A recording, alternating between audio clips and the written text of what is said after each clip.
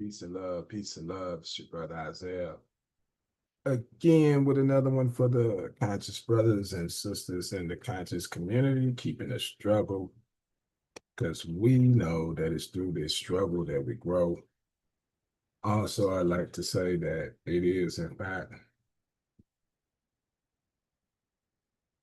a slow process for progress, and that the race is not to the swift, it's to those that remain dutiful. So you got to make sure you stay in this thing for your long haul. Y'all already know my videos, they never constitute any legal advice. I'm not a legal counsel. I'm not an attorney. I'm your brother sharing with you education and information about my walks and about my travels throughout my journey called life. I like to extend these honors to you. Because when you're honoring man and woman, you're honoring yourself. Let me give adoration and acknowledgement to Allah, the head, the temple of my life, and extend that same love, courtesy, and acknowledgement to all of his messages and prophets. Peace to you, beloved brothers and sisters, and grand rising to all the faithful servants of the Most High.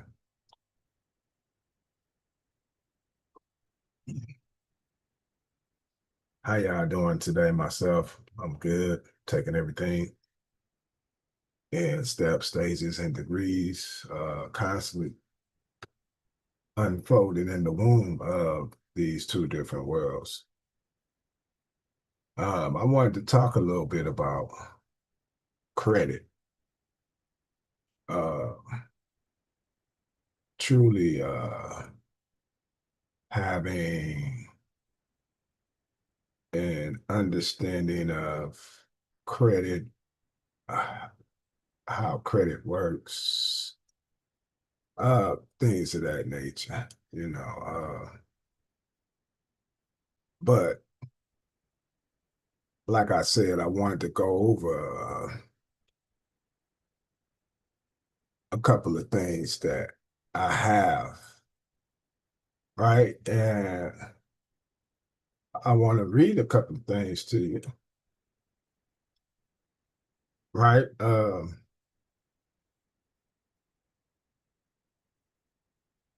We're talking about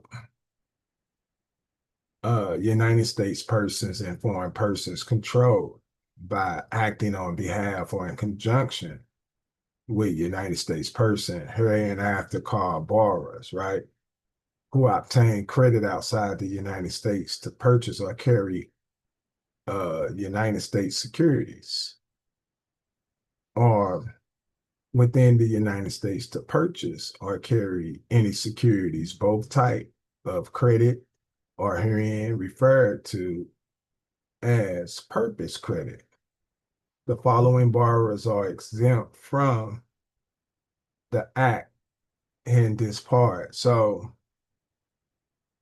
the act that I'm reading is pertaining to United States persons and foreign persons who are acting on behalf or outside of the United States to purchase or carry United States securities. Okay.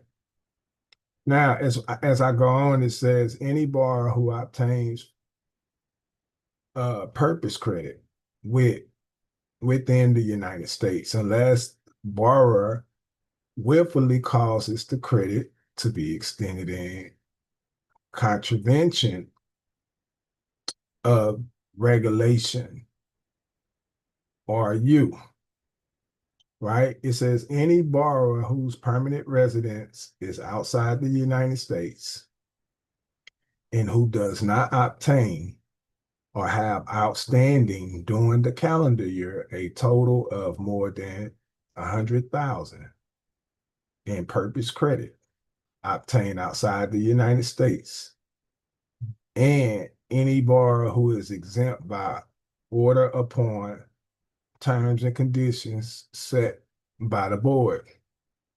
All right, so this is talking about United States persons, foreign persons and what's called, or what is known as purpose credit, credit being issued for a specific purpose or to be used or acquired for a specific purpose, and a foreign person through a United States person having the rights to accumulate or utilize what's known as this purpose credit.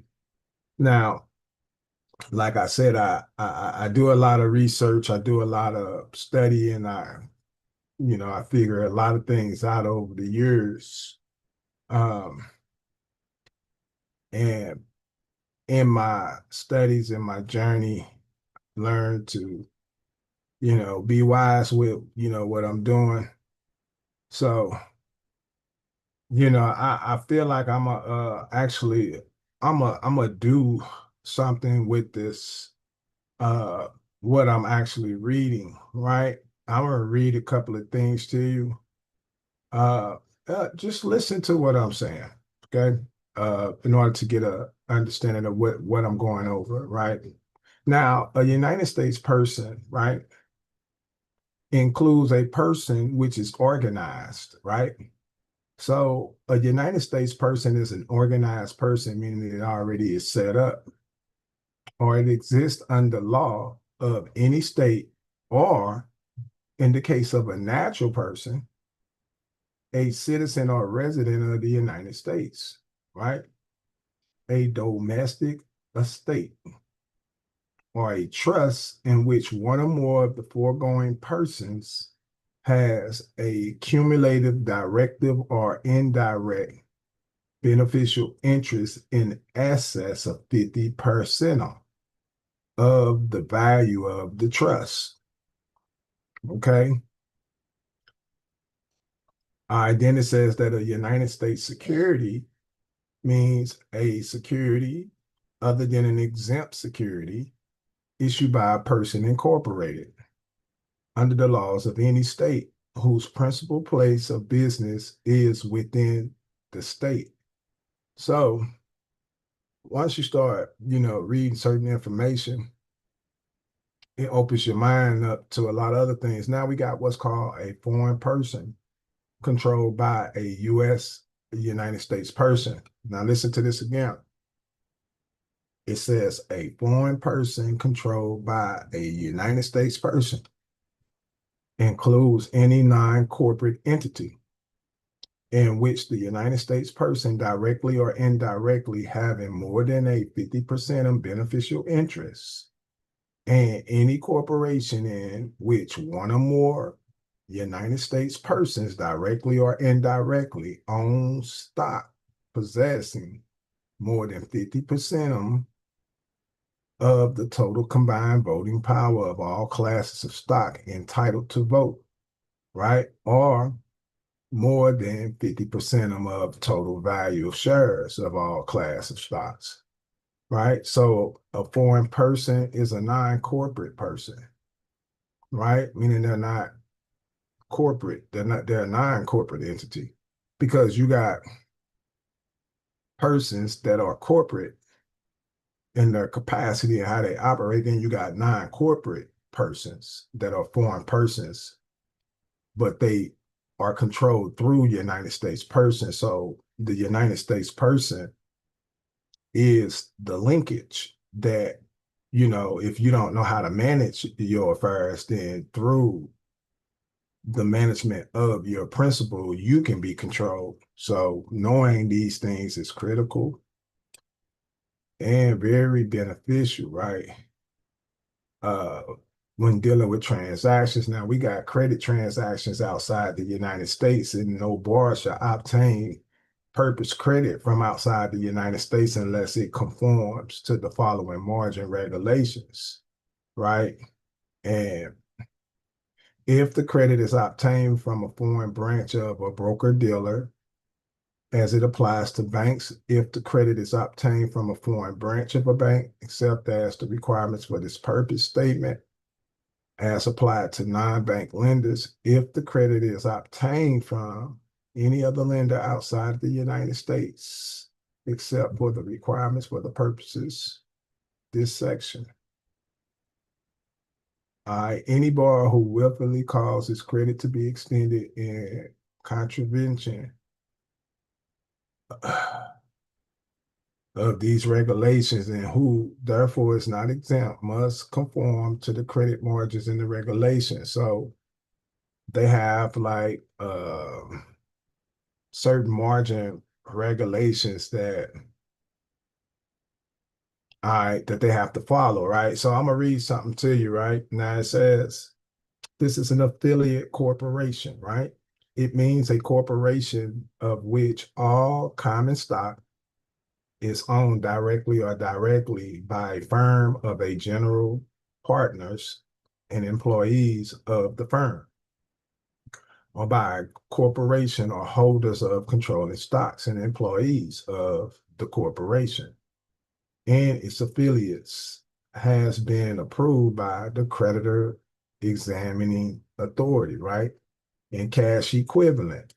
Cash equivalent means securities issued or guaranteed by the United States or its agency. So you see, the thing is having an understanding of, like, when you read, being able to overstand or understand what's being said.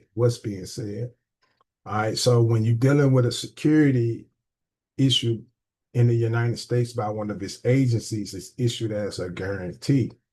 All right. So now you got to understand what a guarantee is, right? So it says a negotiable bank certificate of deposit, banker's acceptance issued by banking institutions, right? In the United States and payable in the United States, right? Or money market mutual funds. Uh,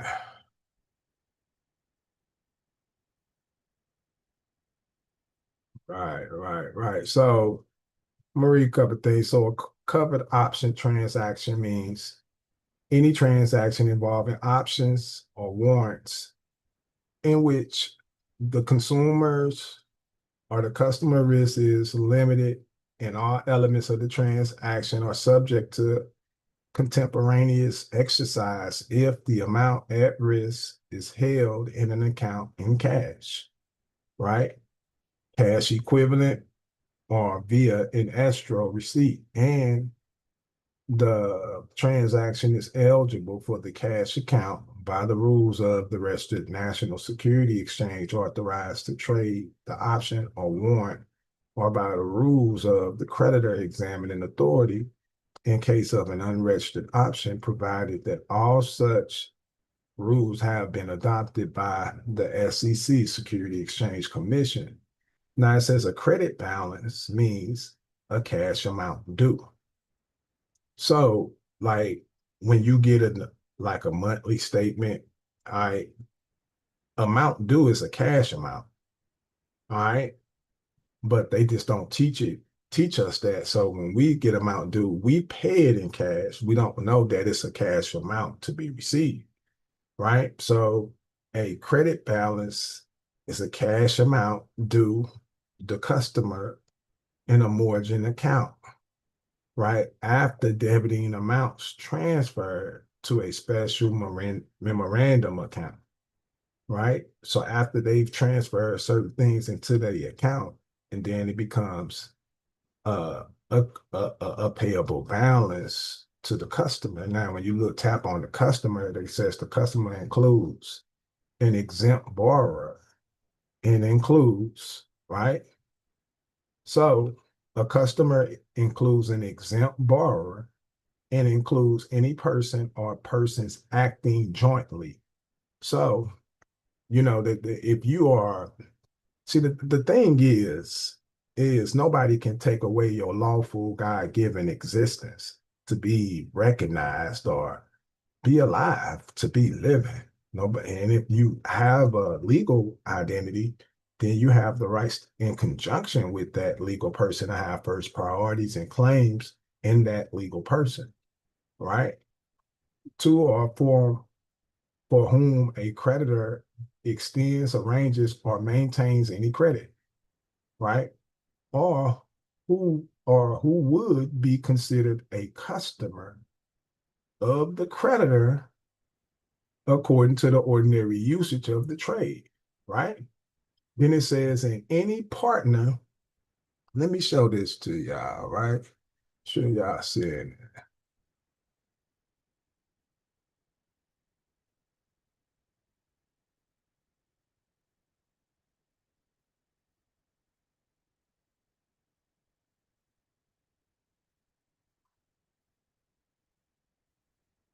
Now, any partner in a firm who would be considered a customer of the firm, absent the partnership relationship, and any joint venture in which a creditor participates, and which would be considered a customer of the creditor if the creditor were not a participant, right?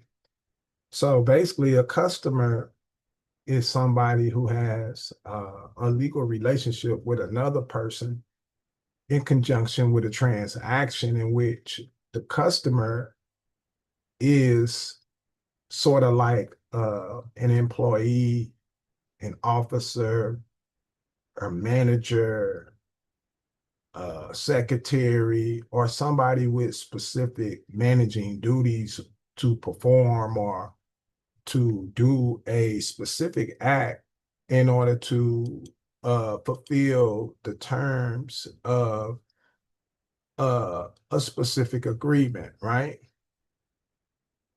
So that's what that would be when you're dealing with a customer, right?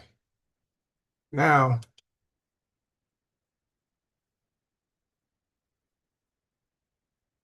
the thing that we have to consider, right, as a customer, right, you don't become what's known as a customer until you've actually uh, did certain things in reference to identifying yourself properly. I mean, if you study the book, and most of our people are studied in the book, okay, specifically the Bible, so to speak. All right. The truth is the truth. The truth don't need support. No matter where you find it, you can lay hold to it. If you see here, you say the Bible is a bunch of lies, and you're lying to yourself.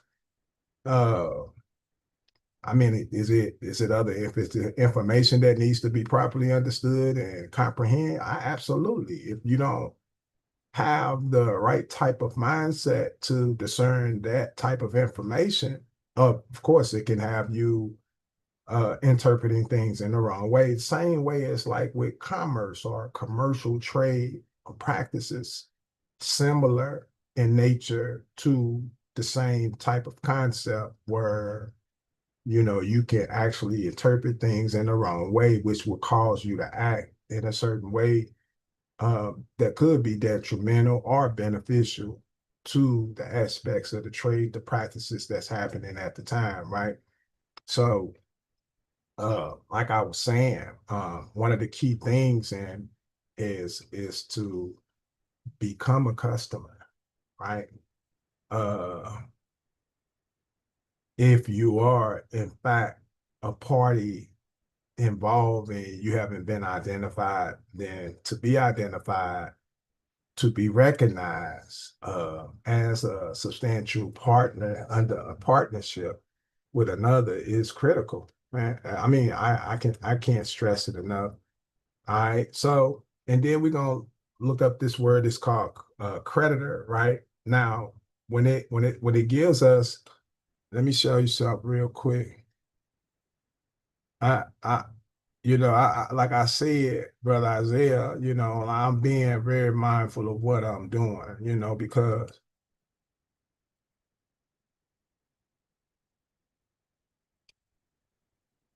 all right, so you got what's called, right, uh a creditor means any broker or dealer, right? So in the act, it's saying that a creditor is a broker or some kind of dealer.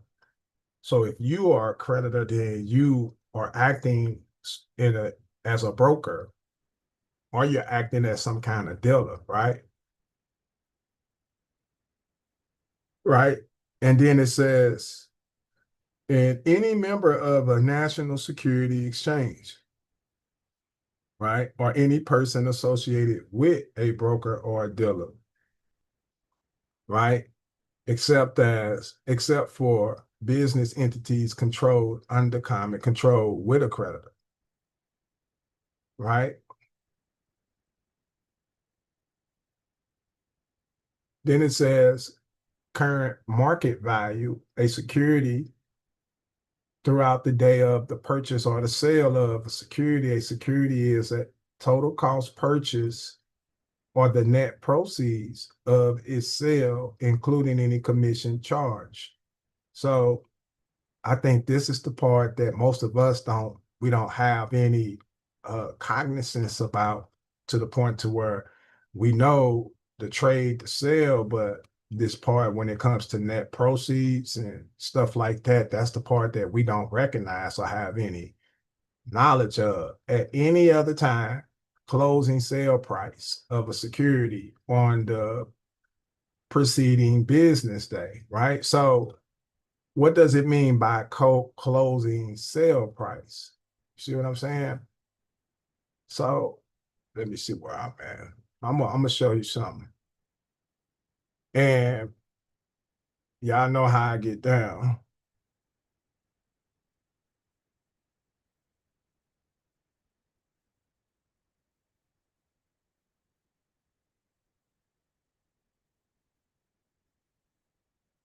See, and phrases also have legal definitions, and a lot of people uh are, and remember what I said about I can't stress it enough about going to Google search engine as uh a reliable source to get more accurate information toward the subject matter, because it's a more widely used by most corporate agencies and legal companies throughout the United States, right? So when we look up the legal definition of closed sale price, it says the closing sales price in legal and financial context typically refers to the final price, right, at which the security or the asset is traded at the end of the trading session. So whenever you enter into an agreement, you're entering into a trade agreement, or what's known as a trading transaction, where a negotiation can be made or things can be done in order for you to substantiate certain rights, certain benefits that you have in the trading. It represents the last price recorded, right, before the market closes for the day, right? In real estate, it is the final agreed upon by the buyer and the seller after the negotiation and inspection. So after everybody trades all their paperwork and they inspect everything, they come up with what's known as the final, payment, this of the security, and the price that the document in that is documented in the closing statement. So the statement closing uh the transaction uh determines the price, right? So when we go back, right, if there's no closing sale price, right, the creditor may use any reasonable estimate of the market value, right, of the security as of the closing of the business preceding the day. So usually the final price of the security supersedes it a day later. So if I make a deposit of a security today with an institution, tomorrow the final settlement of that security will be done a day later. So it's like debits and credits, right? So if you deposit a principal instrument with a financial institution that's acting as a holder, or somebody holding property under your account title, right? And the deposit is made and you have a receipt. Receipts is not necessarily a receipt, like when you go to a store. When you think of a receipt in this term, I want you to look at a receipt more or less like evidence or proof of a transaction taking place. So when you look at a receipt, it doesn't necessarily have to show like you bought something and what you purchased and all of that, even though the receipt may show all of those things and you may not comprehend it like a sales receipt or a copy of a lease or a copy of an installment contract or a copy of a promissory note could actually act as a receipt. It can actually act as an instrument which could evidence that you were a depositor of some kind of item, and you may have did it in some kind of capacity legally that you had the rights to act under. And if you can recognize certain tools and aspects of trading, you can actually benefit. You see what I'm saying? So the same document that you may call a debt or that you may look at as something that you legally are responsible for, it all depends on what type of responsibility you're accepting to be responsible for. Your determination and your ability to discern, the outcome of every situation is critical, because the way you perceive a thing, the way you see a thing, it truly does matter because it determines the outcome of that situation. And being able to guard your thoughts, guard, your mind is very powerful tool, because people are warned against us daily with television, with movies. They trying to project images. They showing you men kissing and women kissing each other. They putting in the commercials. They doing so much stuff to attack you and to attack your youth before they even have a chance to even get out here. So understanding how to protect this, understanding, you have to really be here with yourself. You got to actually have a soundness with this, right? In order for you to do any of this other stuff or even to grasp what's actually happening, right? Now it says any other collateral means a value determined by reasonable methods. Now a customer includes an exempted borrower. Now, why would they call it an exempted borrower, right? Includes, right? So when you say borrower, right? Now we know, just based off, if especially if you've been following me, we know this for a fact that the borrower is the US person, right? And we also know, if we've been following Building Better Minds, that a US person is also considered as a legal person, right? And also, we know from following Building Better Minds that a legal person is also considered as legal identification. So most men and women utilize as legal identities United States persons. Whether they're competent of it or not, most people impair the obligation or impede the obligation because they assume the identity of a legal person in nature when they are actually living men and women with legal identities and not understanding that capacity. You know how critical that is. You know, you can miss all your blessings that God in store for you to have just by your intent, the way you operate, to not correct, certain records and things like that, about who you truly are in reference to what you're doing. Man, that's very critical. I want you to understand. So when you're thinking about, right, a customer, right? Now we're not talking about account holders. I want you to understand the language. If you've been working with Building Better Minds, right? Then you know that I provide, or we provide, a lot of resourceful information. Okay. And one thing that we do know from for educational purposes is that whenever we deal with a borrower, right, or what we would call a debtor, or what we would call a taxpayer, right? One thing that we do know is that he's always identified as an account holder, an account principal, right? Now, the customer, see, this is a different person. Also consider a borrower because he's in relation with the borrower, but he's actually a actual customer, right? And it includes any person acting jointly. So one of the first key elements to being able to substantiate anything pertaining to this information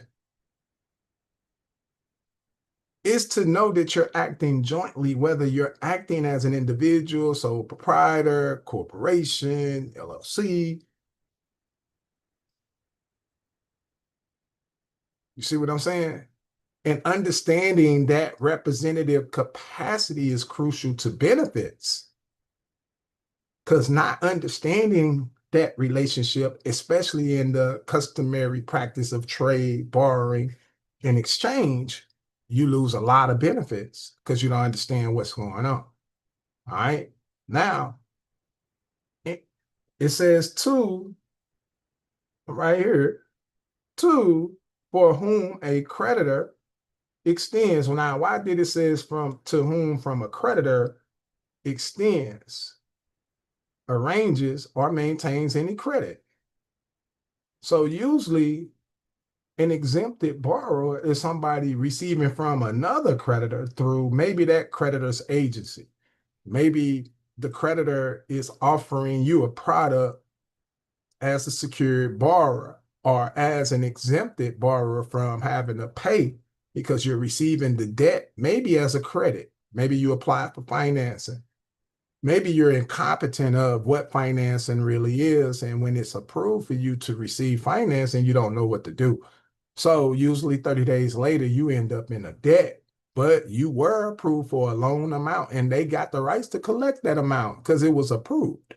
So lacking the understanding of your financial obligation in relation to anything that you are responsible for is critical for you as a man or a woman.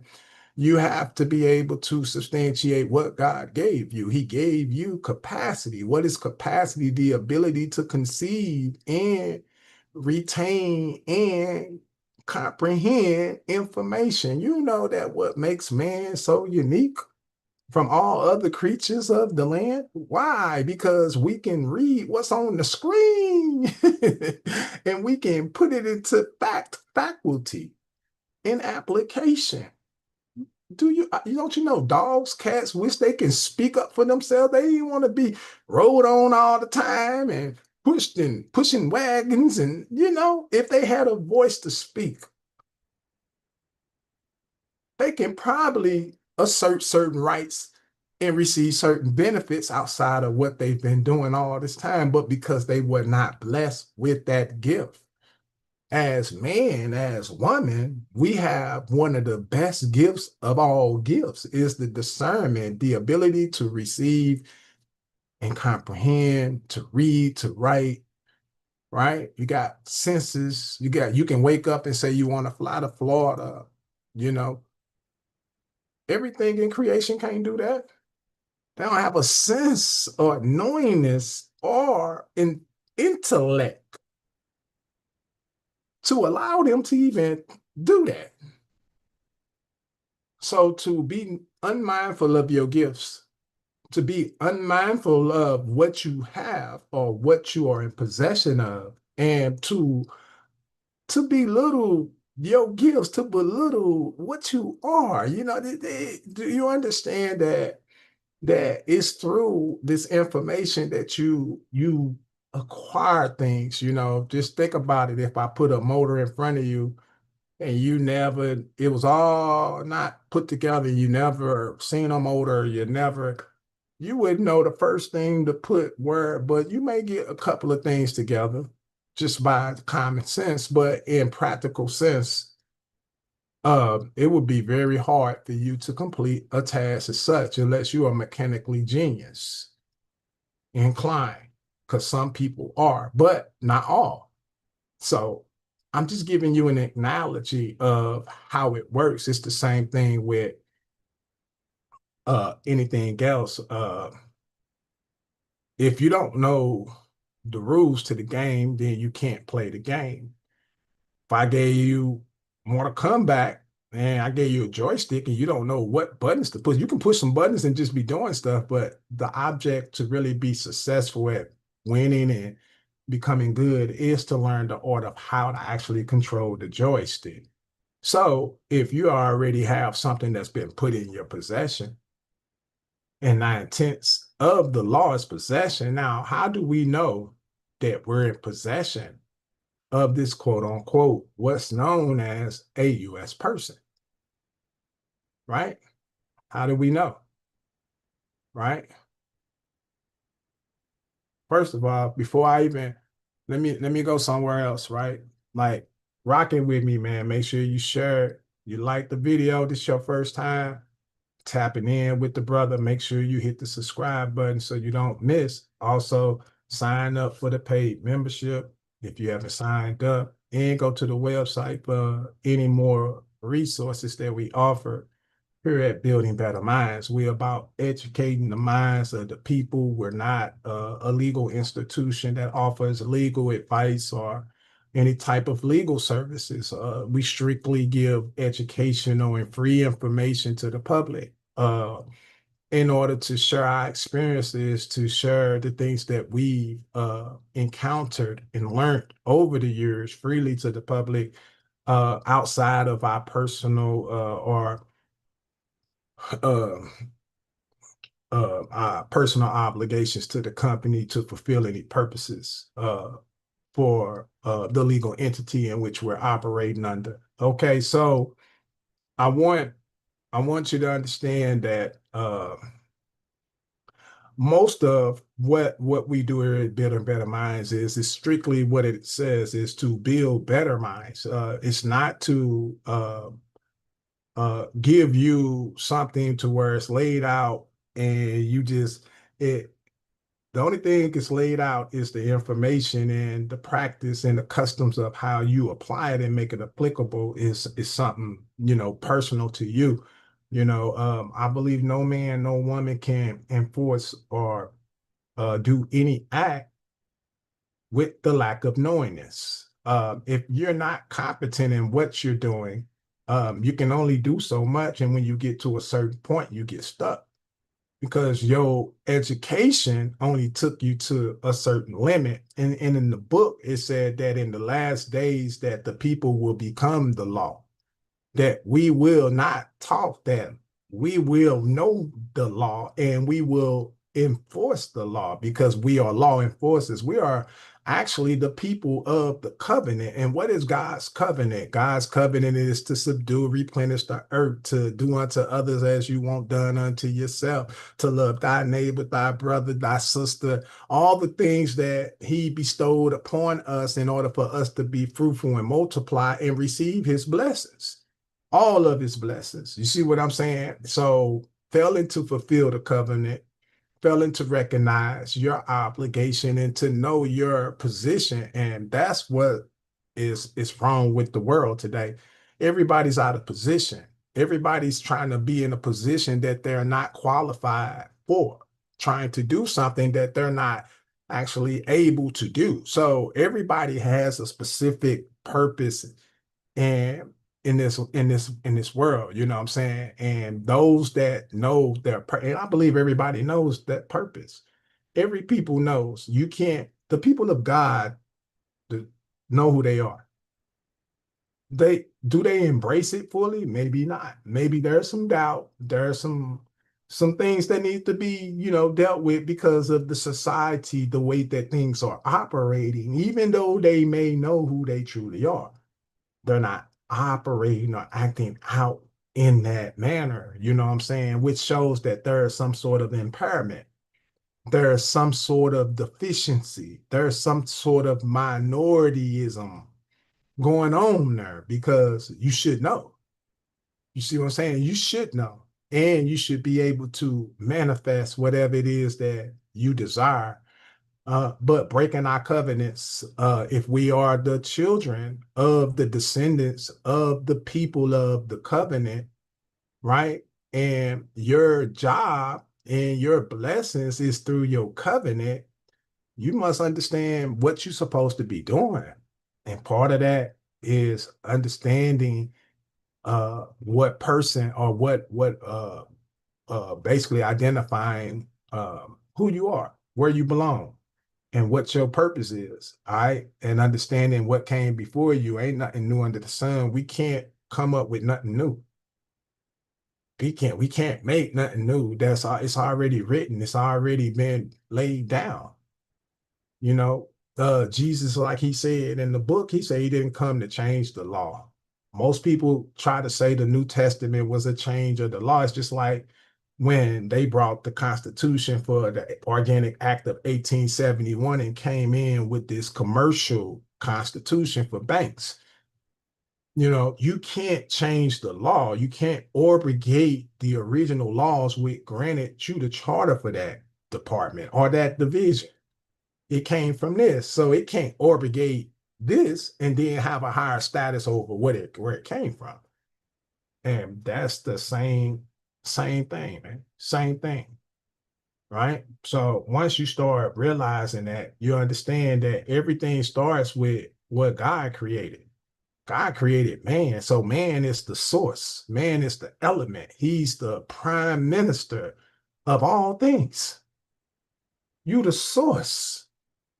And to lack your ability to act in your capacity, to be recognized, to be acknowledged outside of your legal identity as a legal person is paramount. It's paramount that they understand that they're dealing with a man who is controlling a legal person. You see what I'm saying? And for you to actually become a customer rather than an account holder, it's critical for benefits. You got people holding what they call it, Medicaid, uh, uh, food stamp cards as a legal person rather than a customer of a legal person who's entitled to benefits. So you're not even getting the real benefits.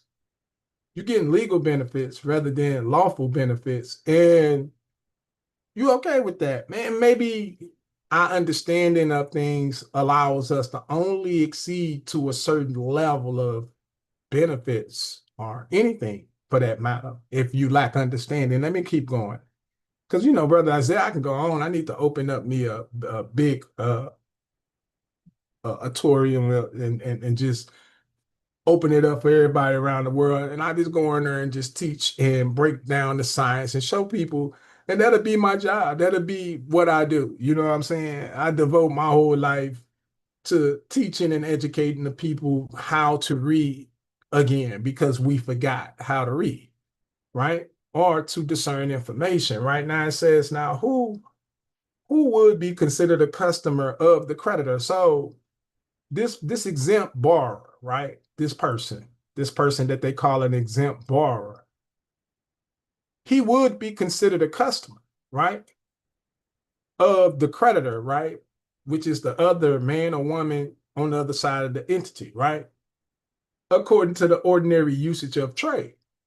See, in ordinary trade, one creditor deals with another creditor on the other side of a corporation. So he's the creditor over here, but he's coming through T-Mobile. I'm the creditor over here, but I'm coming through John Henry Doe as a representative. So you got two creditors.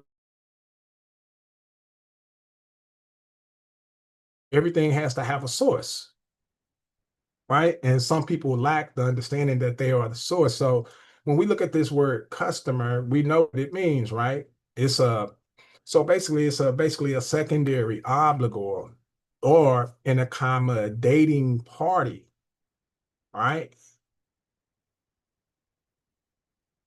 Who is also involved with a firm or a corporation or a legal institution or some sort of legal department, some type of established profile or account that's been established and he's using it or she's using it. Let's get it together, right? Now let's look at this. Now it says number two, this is where I'm at. And y'all, hey man, make sure you give me the love, man. Make sure you get the likes up, share it, man. Share the live out, man. Just hit it up with me, man. Come on now, show the love, man. Because I'm showing love to the people, man. And I'm taking out my time to actually break this information down for you, make sure you get a proper understanding of things so that you can actually perform any due performance that you owe, right? Now, any partner in a firm. So the key word is partner. Okay. You must understand what it means to be a partner. Now, we're going to look that up here in a second. Now, any partner in a firm. Now, what is a firm? Okay. These words, you can't just automatically assume you know what they mean. You have to actually look them up because you could be a partner and you could also be a part of a firm that you just don't recognize it. And you could have all the credentials and the tools that show you are the officer of that firm. And you might not understand what those documents are. You might think they one thing, but they actually might mean something totally different. You see what I'm saying? And to fail to understand that could be critical, not just to you, but to your prosperity, to your children, to your descendants, to your heirs. Because whatever we do in this life is passing down to them. Any blessings we miss, they miss. Any shortcomings we have, they have. So to fulfill your purpose, to do what needs to be done is critical in this day and time that we act in accordance to what we are here to do and that we gain the knowledge and that we learn the information according to its custom to become actual stewards of this information, right? So now, like I said, you got any partner in a firm who is considered a customer.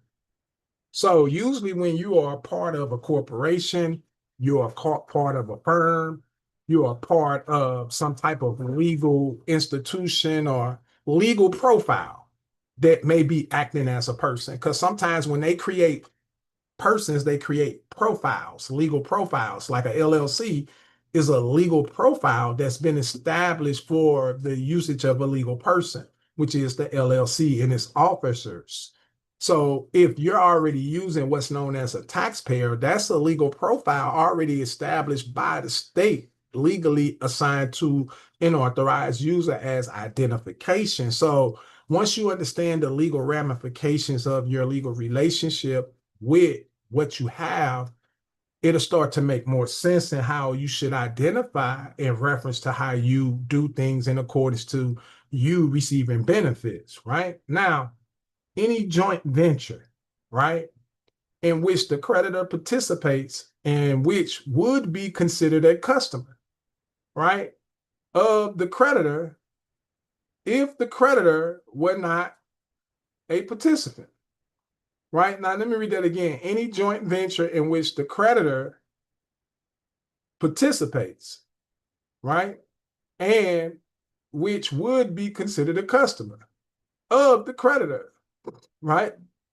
So any joint venture in which let me change it around so you can understand, in which a natural person participates and which would be considered a customer of a broker or some kind of legal institution offering credit, right?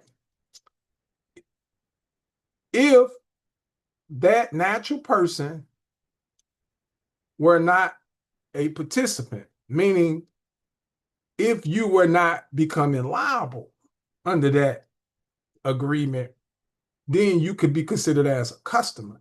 But if you're becoming the participant involved for the obligation, right? If you're impairing or impeding your right, then you don't have such benefits, right?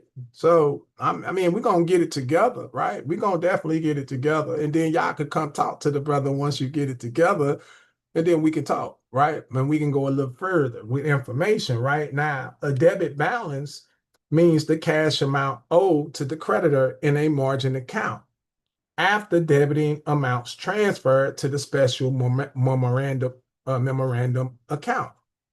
So y'all remember how, what's his name? It's gonna come to me. Patrick Devine. Remember Patrick Devine? How he used to always talk about in memorandum of the debtor, and he used to talk about memorandum account. He never really showed you where the information was at, but he did talk about it a lot. He always talked about the memorandum of and telling you how to use that when you do your endorsement. I remember those things, but I'm a seeker of information. So I reveal and I verify and clarify things. That's, I'm like, oh man, I can't even tell you, but you'll see it, you'll figure it out. All right. Now, delivery against payment. Now, this right here, delivery against payment, payment against delivery. Or a COD, cash on delivery transaction, right?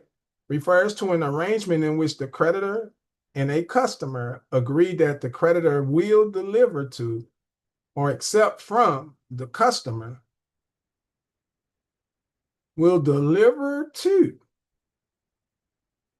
or accept from. Wait a minute. So that's, hold up. Everything, hold up. I jumped around. I didn't mean to do that. Hold up. Let me see something because I want you to see what I see. All right, because a lot of times, like I said, when we read, we don't read to discern what's being said. So everything has double sides. It's two sides to every coin. So either you're a debtor or you're a creditor. Right? So when you say delivery against payment or payment against delivery or a cash on delivery transaction, now we know that currency, according to all the laws that we read, is a negotiable instrument if it states an unconditional order or promise with a state amount of fixed interest at the time when it's issued to the holder, right? Now, why is currency important? Because currency can act as cash or can be converted into something of cash, right? Due to a legal process, will be delivered to or accepted from, right? So when you're dealing with your rights against payment, either you're accepting your rights to receive the due amounts or you're accepting to pay the due amounts from you as the customer, right? Or the customer's agent, a security against full payment of the purchase price. So the security is a guarantee of the full purchase price, right? That you purchased, right? And when he receives that security, he holds it as a promise from you to perform your obligation, right? Equity means a total current market value of a security, position held in a margin account, right? Plus any credit balance less the debit balance, right? In the margin account. So you got a credit balance and then you got a debit balance. Let's look at this credit balance. So credit balance means a cash amount due to the customer in a margin account after debiting amounts transferred to the special memorial account, right? So let me get this right.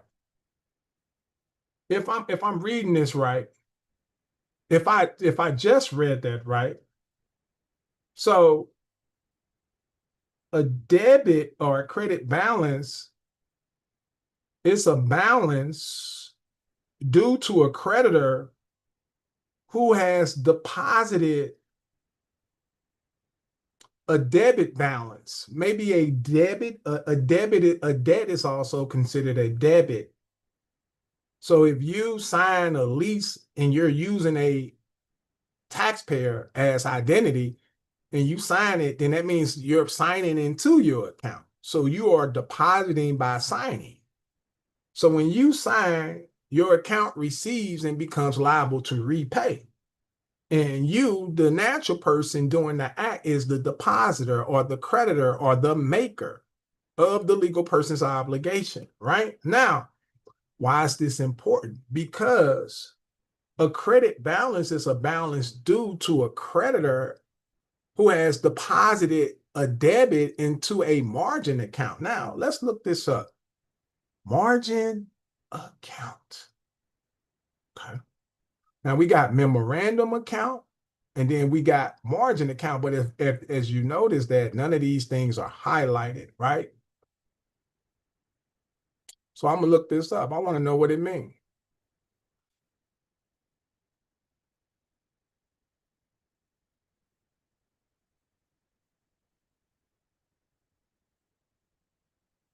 See, and when you start thinking like this, you'll come up with a lot of answers, right? So from a legal standpoint, a margin account is the type of brokerage account where a broker or a dealer lends money to an investor, right? To buy securities, right?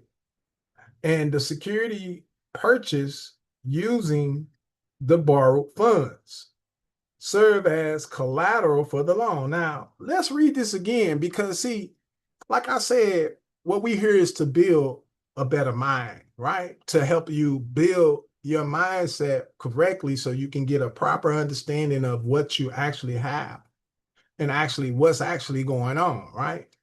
So many different things. So many different things. Let's do this, right? So a margin account is a brokerage account that enables investors to borrow money from their brokers to purchase securities for leverage or to sell short, right?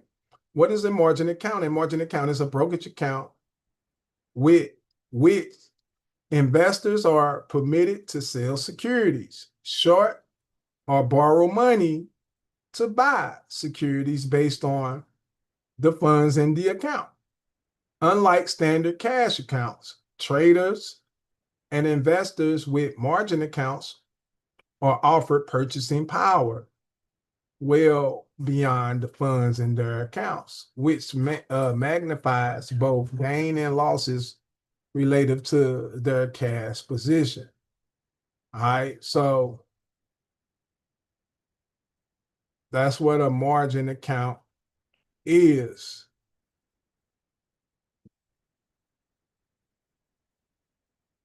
Now, let me go back. So when you're dealing with a delivery against payment or delivery or payment against delivery, right? Whenever they deliver goods to you in the name of your account or your legal person, right? You're supposed to be receiving payment or demanding payment or cash on delivery, right? Cash this thing in for the transaction, right? In which the creditor and the customer agree. See, where he agreed that these amounts are due, and I accept and agree that these amounts are due. So, it's like once you get what it's saying, right? And then the creditor will deliver to or accept from the customer. So either he gonna deliver the amounts to you or he gonna accept the amounts from you as the customer entitled to the amounts, right? So when you understand what it means to be a payee, equity in the total current market value of security position held in the margin account plus the credit balance less the debit balance in the margin account, right? So when you say credit, current market value of security throughout the day or the purchase of the security, the total security cost of the purchase or the proceeds or the net proceeds of its sale, including any commission charge, at any time the closing sale price of the security on the preceding day.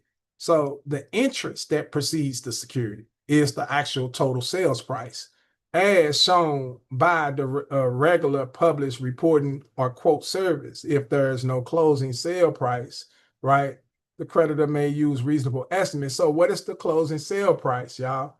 The closing sale price is what we call the amount financed. Okay, the amount financed is the amount financed to close the sale or to settle the obligation. And the amount financed is usually settled the day after, because the amount financed is the interest rate or the acquired amount that you are actually purchasing. When you receive a loan, you're actually receiving interest of a loan as a due balance. And that balance is the balance payable toward the agreement to settle it, right? And these is how most contracts are set up, escrow agreement, right? And understanding it means an agreement issued in connection with a call or a put option under which a bank or a person designated as the control location. So what is a call or a put option, right? To where the call for payment, right? Or a put option, an option to, put that security in an assignment, or put it in an escrow account under which a bank or a person designated as the control or location, right, holding the underlying asset or require cash or cash equivalent, is obligated to deliver to the creditor in the case of a call option, right? Or accept from the creditor, right, in the case of a put option, right? Under underlying asset or a required cash or cash equivalent against payment of the exercise price upon exercise of the call or the put, right? So we know what a cash equivalent is, underlying asset. So the only thing we want to know is, like in this, when it's talking about creditor, means a broker or dealer or any other member of a national security exchange, right? So that means that you are a creditor, right? Why? Because you act as a broker or a dealer or underwriter, right? Why? Of a national security exchange, right? You are a member of a national security exchange, meaning you have a national character, which is a U.S. person, and which you are authorized to purchase and exchange securities on a national level as a national security exchange. See, the consumer is the only agent who don't need a broker in order to actually do brokerage transactions, because it's a secured institution. It's a secured person, right? It's already secured, right? And once the person in use of the agency recognizes his agency, then he can act in a secured creditor aspects, right? So understanding that, right?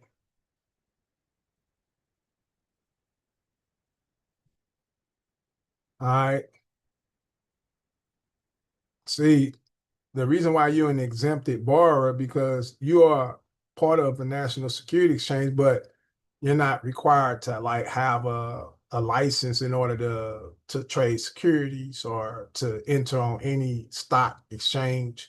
You can pull up on a dealership and you can purchase stock. You can go to any person or any organizations, nonprofits that serve exchange stock, and you can purchase stocks without a license, and you can sell, transfer, sign. You can do anything that legally you have the rights to do. Right now, we're gonna keep going real quick, right? So some of these things I'm not gonna read, right? I'm gonna get to something, right? So we're gonna get down here to foreign person. Means a person other than the United States person, right? So other than the United States person, the hell, I thought we was United States persons. So a foreign person is somebody other than a United States person, right? A foreign security, a security issued in a jurisdiction other than the United States, right? In good faith with respects, margin means an amount of a margin which a creditor would require in exercising sound credit judgment, making a determination or accepting a statement concerning a borrower means the creditor is alert to the circumstances surrounding the credit. And, and if in possession of the information that would cause a pertinent person not to make a determination or accept the notice of a certification without inquiry, investigation, and is satisfied that it is correct. So somebody has to do a certification, right? Certifying certain records, certain information pertaining to maybe them being a creditor over some sort of account where security was provided, an amount due, payable in money, where they have a right to collect, or things like that. But I think I'm gonna stop right here.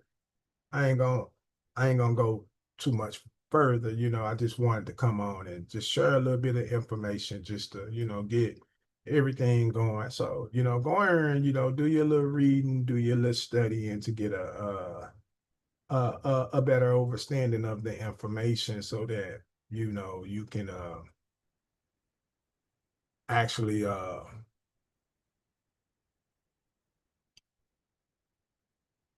act in reference to what it is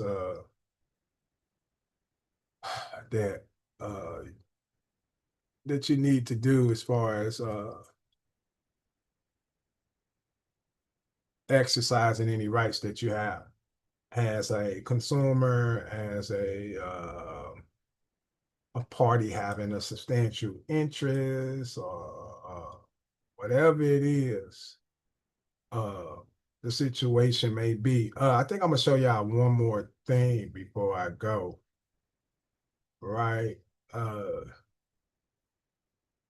just just to help bring a little bit more clarity, right, to the individuals, because and if you want to learn more about things like this, man, y'all tap in with me. Like I said, I got mentorships, I got different type of uh services that we offer here at Building Better Minds. If you're trying to get more personal, you want to learn on one-on-one basis, or if you even just got a process that you currently going through and you just need a couple of steps from me, you've been watching, you've been studying, you're not clear on certain things, and you right there, get a consultation with me, get a one-on-one. I'll help you out. I'll run you through a couple of things you may need to do to settle your obligation, or to complete performance of an obligation that you're bound to complete.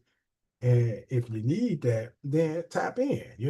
A lot of y'all act like strangers. Like I said, tap in with me. Now, I want you to read this, right? Because lacking the understanding of this is critical, right? A United States person, right? Uh, a United States person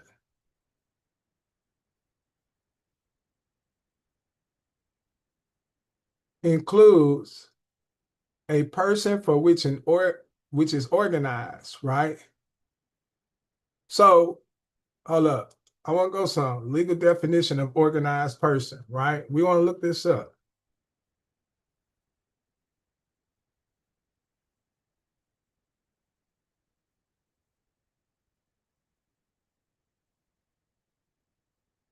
All right. So when used in the contents of law, the term organized person often refers to an individual. Listen to this. See, because everybody be saying, Brother Isaiah, uh, do I need a power of attorney? Brother Isaiah, do I do I have to create the trust? Let's read the definition. When used in this context of law, right, the term organized person means or refers to an individual participating in an organized group or entity that is involved in criminal activity or affects commerce, right? It does not typically refer to an individual personal habits like being neat, right? Or punctual, right? So an organized person is dealing with, right, the way you are organized in the way that you're actually doing business, right? If you're doing business as a U.S. person, right, and you're organizing yourself as a U.S. person, then that's considered as fraud because a U.S. person is a legal person. So if you operating on that level, then they consider that as, you know, you got to understand the partnership aspects of what's going on. But let me go back real quick. So it's an organized, which is organized or exists under any law of any state. Or so it's an organized person, meaning that it already has a registered officer, or an individual representative of that person. So all persons established by any state already come with a representative. So if you're acting as the person you should represent, that's the first place you went wrong, right? In the case of a natural person, a citizen or a resident of the United States, a domestic estate. So a natural person is considered a citizen or a resident of the United States, a domestic estate. So as a citizen, you are considered to be an established entity, or basically your own agency. As a citizen, you hold citizenship and you are the directive of the citizen that you actually use, right? So it's a domestic trust, right? Or it's a domestic estate in which all your interest is being held by the person you're using, right? Or the trust in which one or more of the foreign persons, which is the natural men and women, has accumulated direct or indirect, right? That's the finance charge. Direct or indirect, the amount being financed is beneficial interest in excess of 50%, right? Because you hold more than 50% in ownership over the entity of the value of the trust. So whenever the trust receives an obligation that's payable or due for the trust to pay, the value is payable to the person, the man. You see what I'm saying? So the United States security means security other than an exempt security issued by a person incorporated under the laws of the United States or whose principal place of business is in the United States, and a foreign person controlled by a United States person. Includes any non-corporate entity in which the United States person directly or indirectly has more than 50% beneficial interests in any corporation in which one or more United States persons, right, directly or indirectly own stock, possessing more than 50% of the total combined voting powers of all classes of stock entitled to vote, or more than 50% of the total value shares of the classes. So, this right here, man, you know, understanding that aspect of things is critical. Understanding foreign persons is critical. It's critical and being able to, do what you need to do. So hopefully y'all enjoyed this video. Like I said, I'll be coming back with more information as time go on. Like make sure you get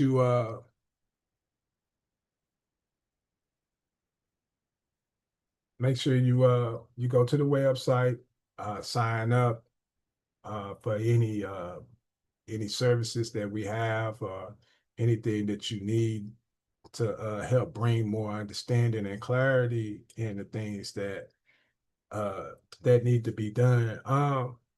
And like I said, a lot of people be like, "Oh, brother, I said like I say, man, when I say that, like I hold a torch when it comes to certain information, when it comes to certain things, man, I pride myself in putting in the work to uh to do the things necessary, right, in order to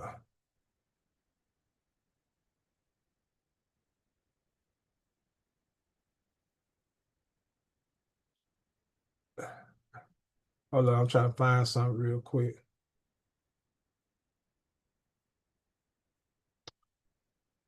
I mean, once you get an understanding of what they actually are doing, it changes it. It kind of makes it a lot.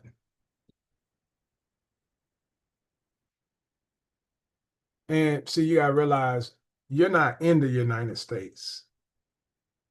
As a man or a woman, you're not in the District of Columbia. You're actually in America. You're in America. You're a national. All right. So anytime you receive property, they're transferring it to you in your state. And then when you sign it in America as a national, then you're issuing it back into the district. So it's going from one jurisdiction to the next jurisdiction. And most consumers are unaware of this, what's actually happening and things like that. So uh, when you don't understand everything as far as how the property is transferred, how things are actually done in order to satisfy your obligation, then yeah, that's how you end up in a lot of these different situations. But I'm gonna go and get up out of here, man. Like I said, if you want to know more, if you want to learn more about a lot of this information, if you want to get some of the concrete information that I have stored up, just waiting on people to actually want to learn more, want to know more about what it is that I'm actually putting out. And like a lot of stuff that I do put out, uh, I put out certain type of information for a purpose. I want you to see, in essence, what it is that I have. And because most people will be like, well, he teach a little bit different. He got a different way that he come. I like the way his style, the way he come, the way he break it down. Well, it's often because of what I'm reading, uh, often because of what I've discovered or information that I actually have in my possession. I actually have some very, very, very, very, very powerful information in my possession that man, like it'll be like making it too easy, if I just was to put everything out like that. So what I do in most cases, I put out increments of certain stuff. A lot of not like right now, I'm going back over a lot of old material. I still find material every day. I find new stuff. I find, all type of new documents and different things that I come across in my studies and endeavors. But uh, in most essences, I'm actually trying to stick to the basics, keep people with the basics to get a basic understanding, because you can't actually build a foundation uh, that's weak. So until you can actually uh, get your foundation strong, then you can't move forward. So, you know, but I thank you guys for listening and attending. As always, it's a pleasure to come before you to share my body of information with you about different things that I've learned, different things that I discovered. Um, I do have some great information that will be being uploaded to the membership. So if you're a member of the YouTube channel, I look forward to some great stuff that I got coming. I already got a few things already lined up. Just gotta upload them, but we definitely get things in perspective so that we can get this ball rolling. Hopefully, you guys have success and a lot of your endeavors by any means. Study, study, study to show yourself approved. Don't doubt yourself. Believe in the truth. Understand that truth shall prevail and that falsehood shall flee. I know a lot of things may seem far-fetched in nature because we were taught one way, but we're learning every day something totally different than the way we were actually taught how to pay, how to act, how to do certain aspects when dealing with courts. And there's just so much information that's actually just out here. And it can actually have you puzzled, confused, in a frenzy because it just seems so unrealistic at times. But, you got to lay hold to the truth no matter where you find it. Once you find it, you lay hold to it and then embrace it and enforce it by all means. All it takes is for evil to keep doing what it's doing. It's for good men and women to know the truth and not embrace it and enforce it. And so we're allowing wickedness to continue to prevail by us not actually hurling truth at wickedness until we bust its brains out. You know what I mean? So with that said, I thank you again for your attendance, for being here because you could have been somewhere else, but you're here with us.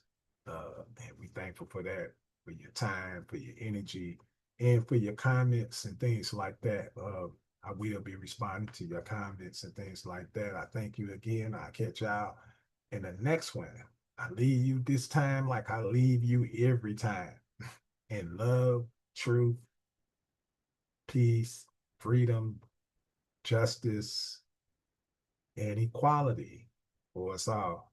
You guys have a wonderful day, and I'll catch you in the next one. Salute to all my real ones. I'm out of here.